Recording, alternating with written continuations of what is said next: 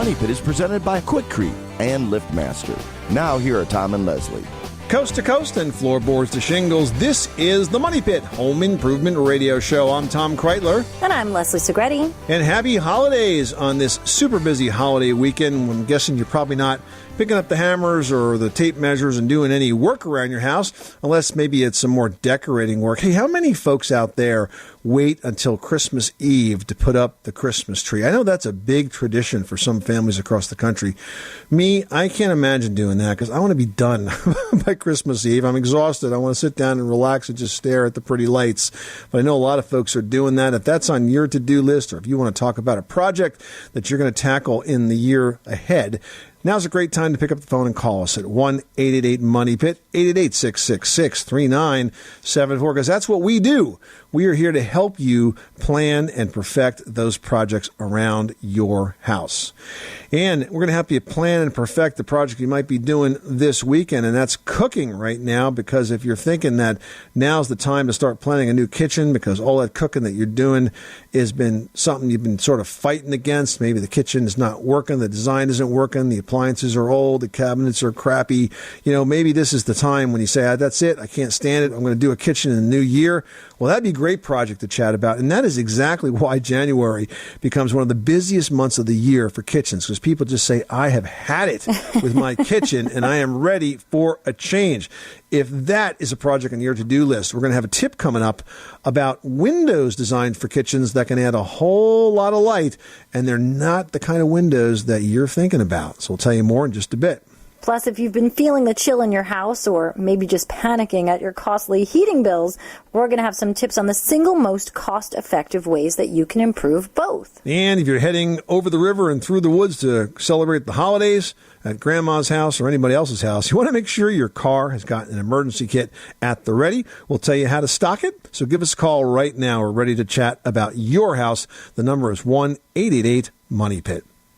Joe in Maryland is on the line and has a question about a blocked drain. What is going on? Leslie, as I was going through my front door to enjoy my Thanksgiving dinner with my family and leaving the house, I heard my watchdog water alarm go off. Uh-oh. And my heart sank. So I ran down to the basement, and my basement was partly flooded. And after calling the plumber, I couldn't find the leak. The plumber came. He looked and looked. He couldn't find the leak either. So he went into the into the bathroom of the finished part of the basement. And he looked under the vanity, looked into the toilet tank, couldn't find anything. Then he flushed the toilet, and water just overflowed everywhere. So you had a blocked sewer line that backed up? Is that what happened? Yes, sir. The main drain to the septic tank backed up. Yeah. And so I got over a company that's similar to Roto-Rooter, and they cleared it out. But I'm hoping, I don't know what kind of periodic maintenance I might do to prevent that from happening again. I asked the person who cleared out the drain, I asked him that question, and he said, the more water that goes through there, the better. Right. He said, because water goes through easily. Solids, he said, they have a tendency to hang up just a little bit. Yeah, and then they back up. So there were no roots or anything like that in the pipe that caused this? It was just a buildup of waste? Yeah, yes, but let me tell you this. The angle of that drain pipe into the septic system, I saw it when they were putting it into the ground because I owned the lot when the house was being built. And I don't think they put a steep enough grade onto that pipe. Right. Well, look, I mean, to do that kind of work right now, how long have you been in this house? Over 40 years. It happened about 10 years ago. My entire basement got flooded.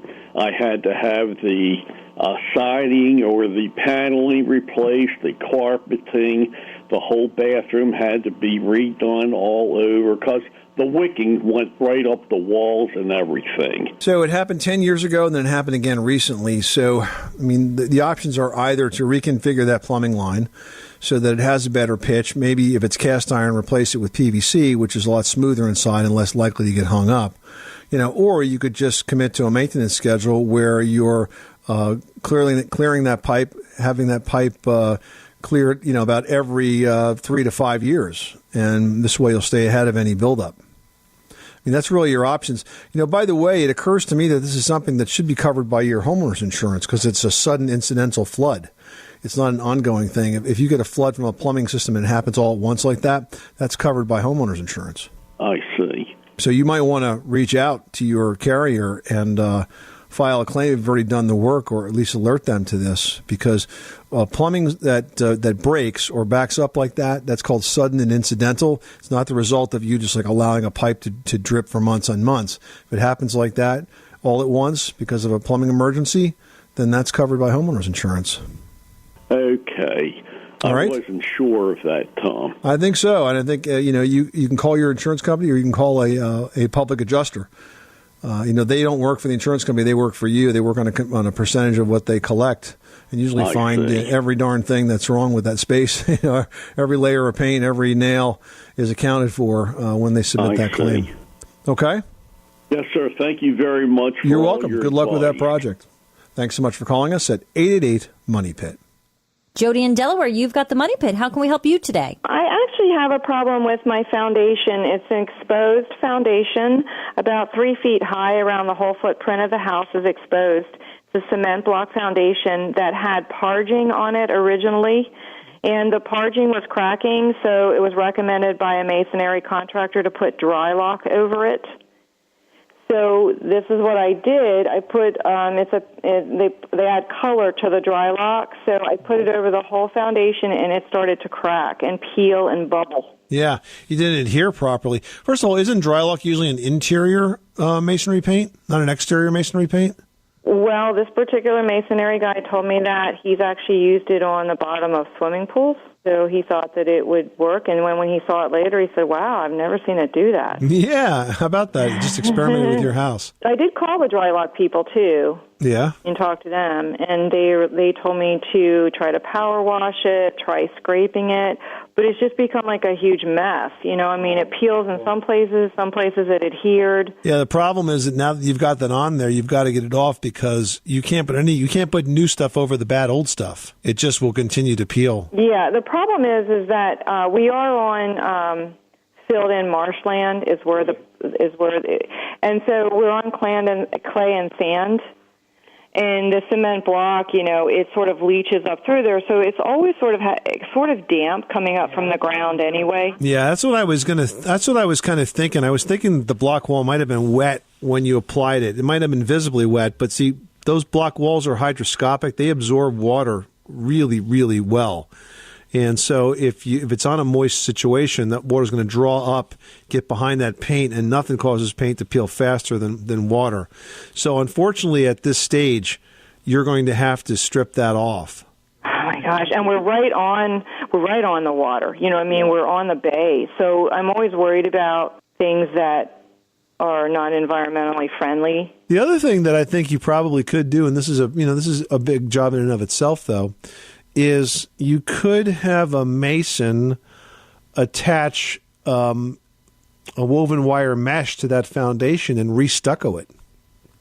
And in that case, it could go right on top of the old junky paint because you're not really sticking to the foundation, you're sticking to the mesh. So that's another possibility. I gotcha. Yeah.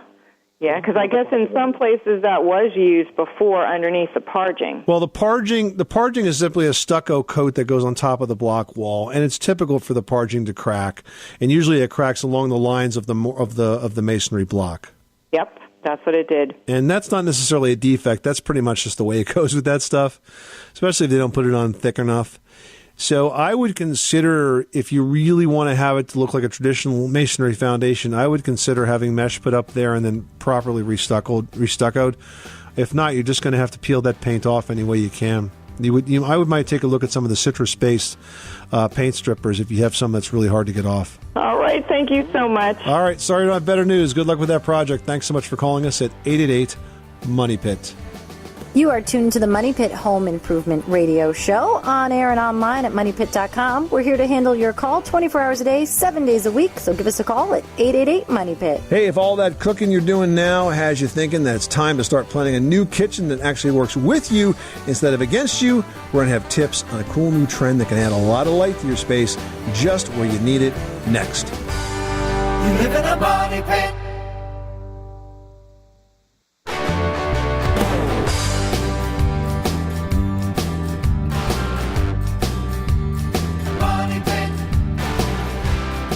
Making good homes better. This is the Money Pit Home Improvement Radio Show. I'm Tom Kreitler. And I'm Leslie Segretti. Pick up the phone and give us a call right now. We are in the holiday spirit, so we're giving away this hour 5 copies of our book, My Home, My Money Pit, your guide to every home improvement adventure. It's like an owner's manual for your house. It's got tips, advice, a bit of humor to help you take care of your home sweet home. Going out to 5 listeners this hour. So pick up the phone and give us a call. We'll draw those names at random at the end of the show. The number is 1-888-MONEY-PIT. Robert in North Dakota, you've got the Money Pit. How can we help you today? I have a friend who's planning on building a horse arena, an indoor horse arena, the place where we board our horses. It's going to be a very large arena. I'm sure they're going to insulate it well. There'll probably be some stalls inside, dirt floor, so for riding. So there'll probably be some bobcats, in and out of there occasionally, changing the dirt out. And my question is, as far as heating, she's doing some research to try to find the best, cost-effective and efficient way to heat this. So far, I think she's kind of narrowed it down to coal. I mentioned to her about solar. I also mentioned geothermal. What, in your opinion, would be the best, efficient, and cost-effective way to heat this arena? So first of all, when you talk about solar and coal, you're talking about fuels. What kind of heating system does she want to use? Well, I suspect she might be using water. I'm thinking under the dirt, possibly a water type. Yeah, I don't know how that's possible if you're going to have bobcats driving over that. I would think that's too heavy. What about, some sort of blowers? Well, yeah, like a forced air system. I mean, that's probably going to be something in line with that approach. Now, in terms of solar, what I would do is if I was building a barn, I would make sure that I designed it to take advantage of passive solar energy. So essentially, you would design the windows in the barn so that it captures the sun in the winter and protects from overhead sun in the summer. So it doesn't overheat in the summer, but traps some of the heat in the winter. The idea of passive solar energy as a design concept is something she definitely should look into. In terms of fuel, the fuel is only part of the equation. It's really what kind of system you're going to use. So if you were going to use coal, I doubt that you're going to be using a forced air system. Okay. You're probably, with a forced air system, I don't know that I've seen it coal-fired. I've seen forced air with wood fire, and I've also seen wood-fired boilers where you have a wood-fired boiler that would convert to a hot water coil that air is blown over, in the sense it's an air-to-air heat exchanger that way, or a water-to-air heat exchanger. Okay, so you don't think the coal as the energy source could maybe somehow work with the forced air combined? It depends on what the heating system is. It's got to be properly matched with the heating system. Okay. If coal's readily available and there's a system that's designed to work with it, then it could be a fine fuel, but it really depends on what the system is. It is readily available. It's about probably 10 miles down the road from where she's going to build this facility. I see why she's interested in it then, yeah. If I was you, I would focus on the system first and the fuel second. And if you want to use coal as the fuel, just make sure you have a good, efficient system in which to burn it. All right. Thank you, guys. I appreciate it and love your show. Well, as we move closer to the new year, one of the trends that window manufacturers are predicting is actually pretty interesting. Manufacturers are telling us that privacy windows, and in particular transom windows, are going to be more popular than ever before. Now, if you're wondering what a transom window is, you've probably seen them only in old movies, because They were super common in the days before air conditioning. We're talking about the tilt-in windows that were typically above interior doors. Now, these were there to help the air circulate with the door closed before air conditioning was common. Now, window manufacturer Highlight reports that top overall selling product in 2017 was the Prairie Style 4-foot by 1-foot new construction frame transom window. That's quadrupling in sales over the last year. Yeah, kind of crazy for such a product that you haven't seen in decades upon decades, but they're really popular now in baths and in showers to provide light and privacy. However, we're seeing builders come up with other really creative applications, such as door side lights, and one that's my favorite, and that's to provide light in the kitchen. They're installing them over top of the cabinets.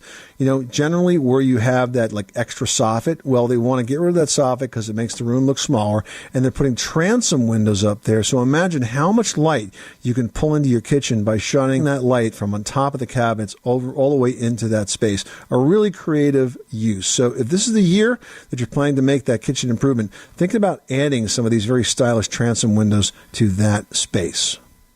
All right, Dale in Georgia is on the line with a question about a shifty front door. What's going on, Dale? Our house was built in 1937, and it's still settling back and forth spring and winter and summer. And the front door, I've had problems getting it to catch the striker plate, so I've had to move it back and forth. And we're at a point now where the house is settled again, and I can't even latch the front door. How convinced are you that the house is actually moving as opposed to the front door just kind of getting out of whack? Just about positive. I can see there's a different gap at different times of the year. It'll be like at the top in the summertime and at the bottom in the wintertime. And what kind of door is this? Is this a metal door, a wood door? No, it's a solid wood door. The solid wood door. And you really like this wood door? Yeah, I think it's the original door. It's got the handmade glass in it and the ornate decoration around the edges.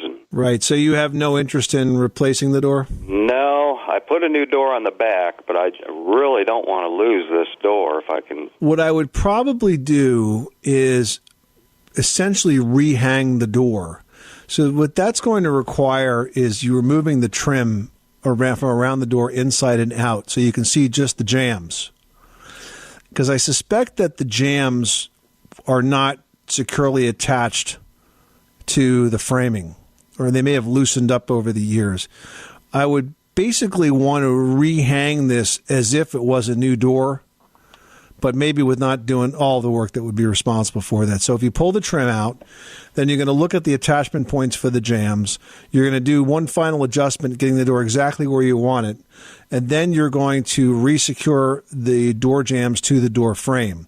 You need to make sure that the space between the door jamb and the door frame is completely shimmed with a wood shim. So you would use wood blocks followed by usually cedar shingles, one from one side, one for the other. If you push them together, they get wider and they get thicker and they get nice and tight.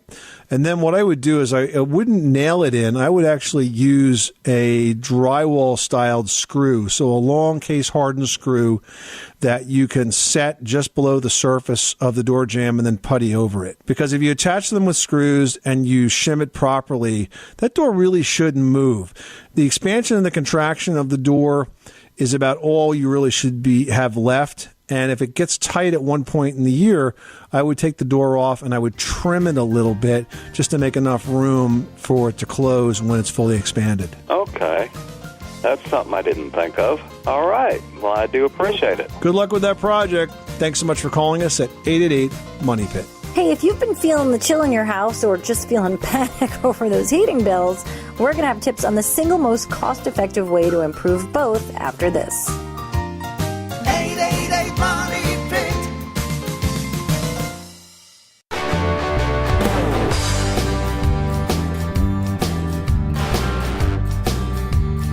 Money Pit.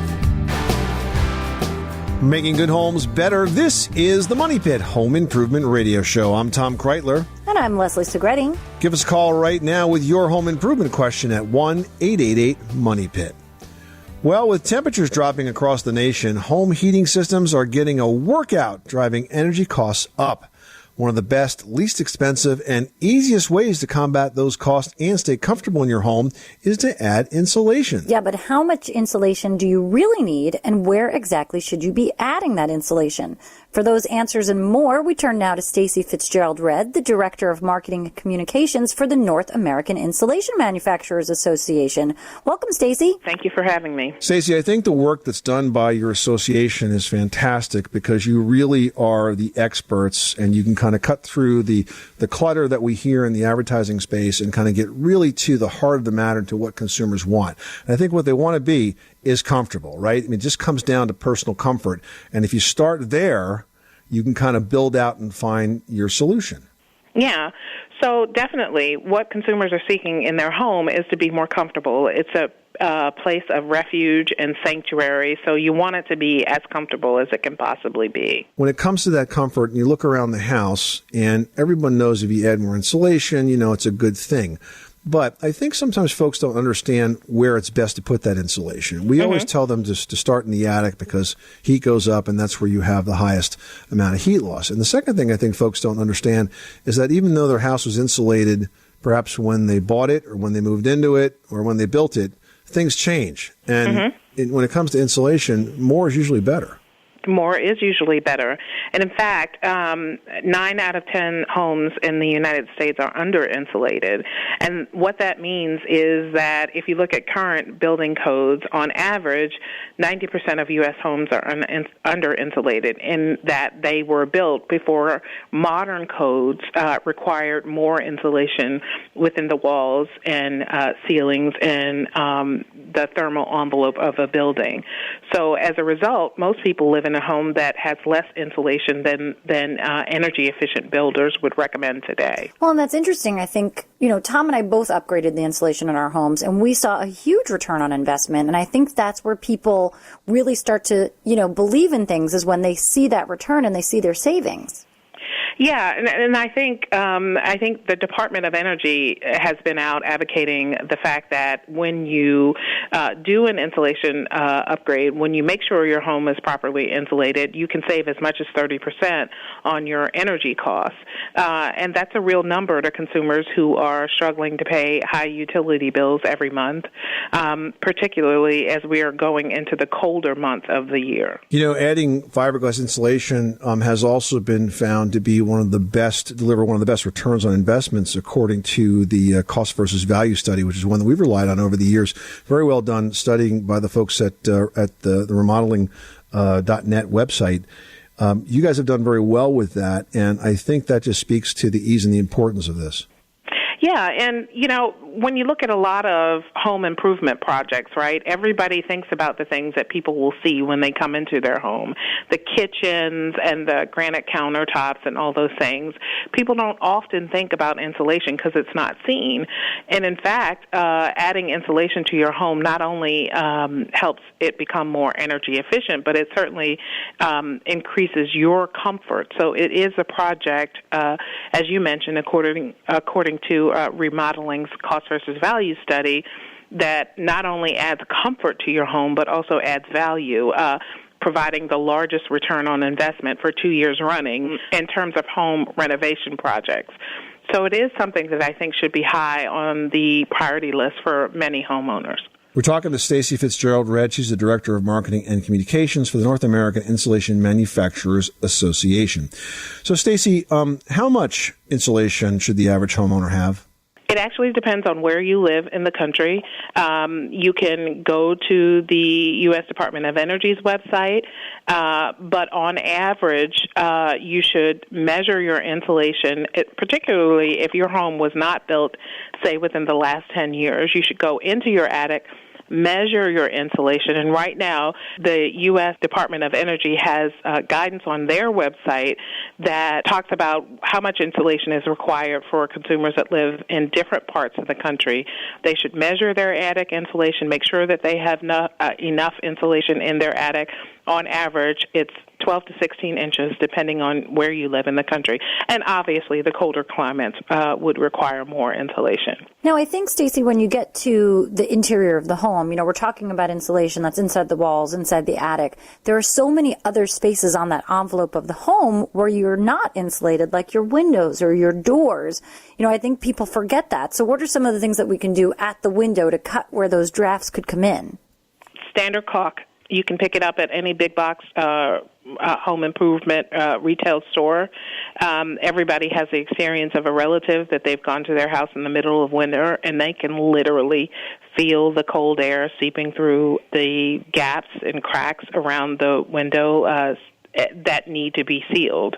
So just a standard, regular kind of check of the caulk around that window ceiling will do a lot to reduce that air infiltration. You know what also works well, we find, then, is if you put heavy window treatments on, and because a lot of times the drafts that you feel are the warm air of your house, striking the cold glass and then falling. And that's the chill that you feel. That if you put the heavy window treatments on, you kind of break that convective loop, so to speak. Absolutely. And the other benefit of that is, in addition to just making the space warmer, of course it generally increases the appearance of the space, but it also provides some sound or kind of acoustic benefit. It actually helps deflect really loud sounds that tend to be in space. All right, great information. Stacey Fitzgerald-Redd, the Director of Marketing Communications for the North American Insulation Manufacturers Association. If you would like more information about insulation and where it goes, how much you should have, how you can find a pro to get it done, that's the type of information that you will find at choosefiberglass.org. That's the website for the North American Insulation Manufacturers Association, run by the very capable Stacey Fitzgerald-Redd. Thank you so much, Stacey, and have a great day. Thank you. All right, Stacey, thanks so much for stopping by the Money Pit. Well, before you head over the woods and through the forest to Grandma's house, you better stock your car with emergency supplies so that trip doesn't turn into a travel nightmare. We're all hitting the roads this weekend. We're going to tell you what you need after this. You live in a money pit.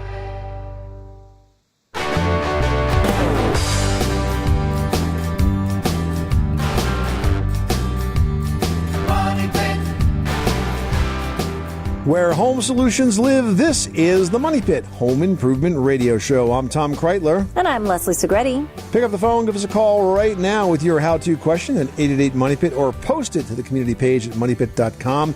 If you do, we'll toss your name in the Money Pit hard hat because this hour we're giving away not one, not two, but 5 copies of our book, My Home, My Money Pit, your guide to every home improvement adventure.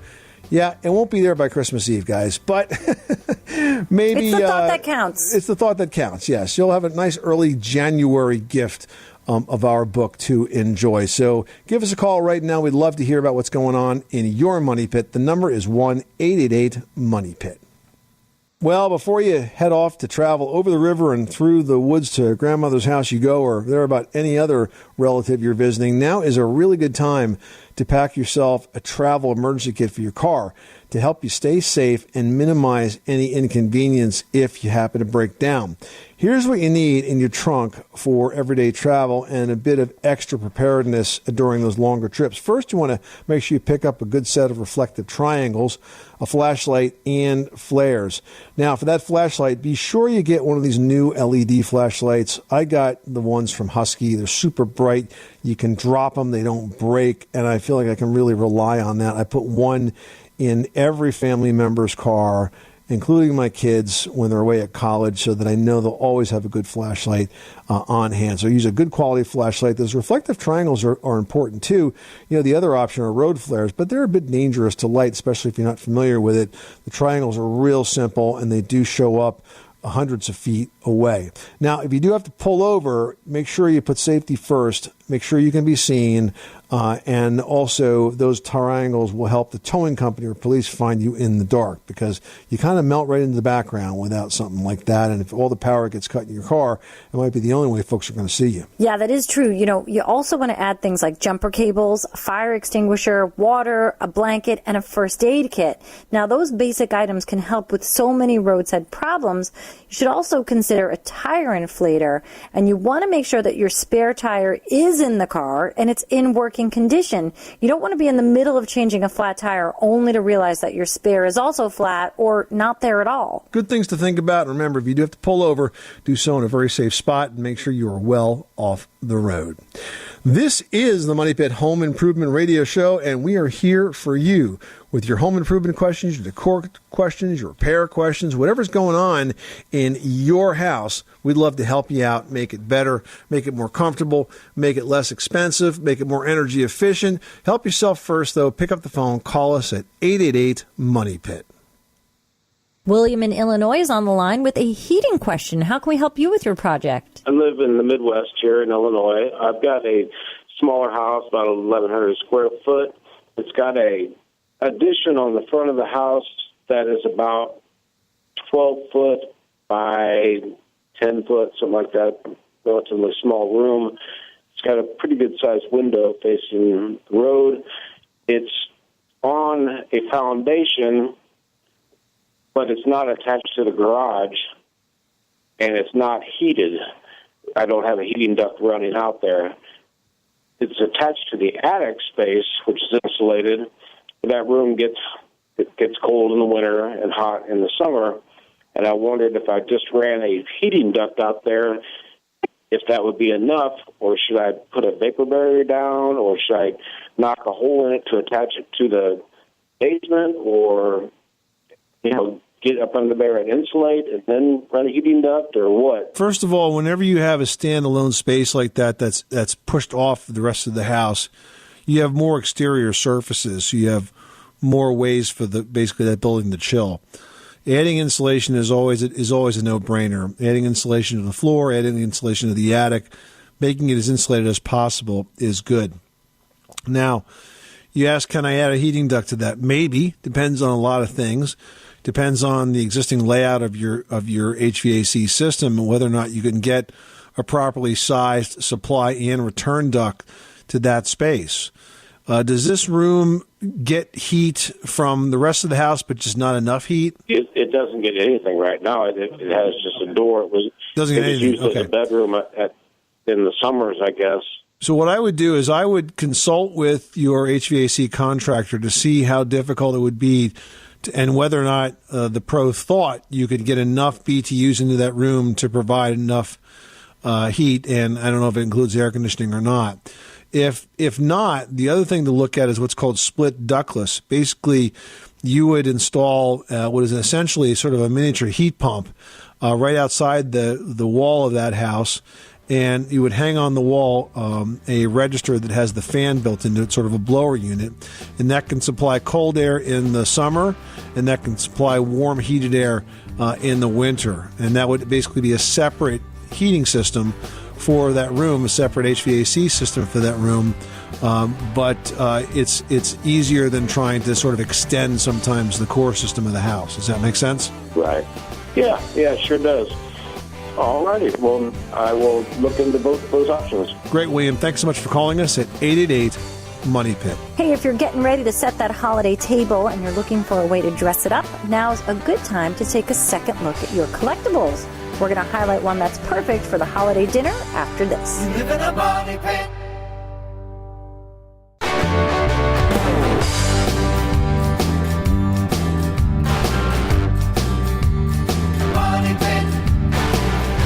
Making good homes better. This is the Money Pit Home Improvement Radio Show. I'm Tom Kreitler. And I'm Leslie Segretti. Give us a call right now. We are here to help you with your home improvement projects, your decor dilemmas. The number is 1-888-MONEY-PIT. Or you can post your question online at moneypit.com. And that is what Julie did from New York, New York. That's right. Julie from New York writes, her Thanksgiving cooking made a huge mess of the kitchen, including the vent hood, and then all the holiday cooking ruined it even more. How the heck can I clean it now?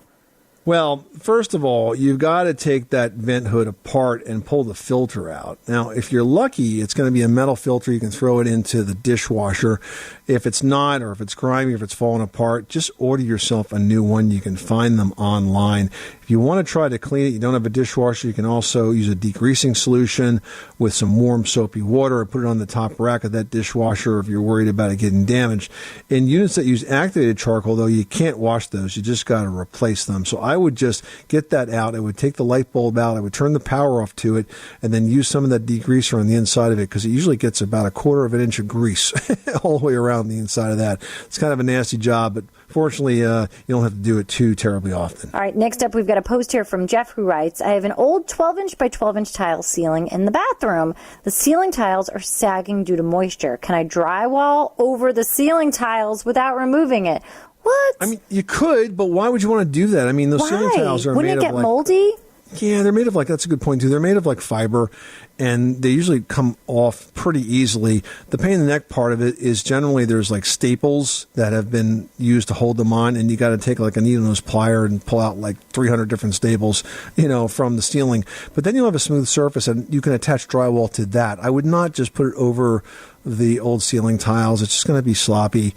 You don't really need it there. Like you said, Leslie, why have it in the wall? Could it get moldy? Yeah, maybe if there was a bad leak, but I just think it's poor work. So I would pull those tiles down, put the fresh drywall up right over that. Yeah, and then it'll be a brand spanking new bathroom for you. How awesome is that? Well, if you're getting ready to set your holiday table and looking for a way to spruce it up, now is a good time to take a second look at any collectibles that may not have seen the light of day very recently.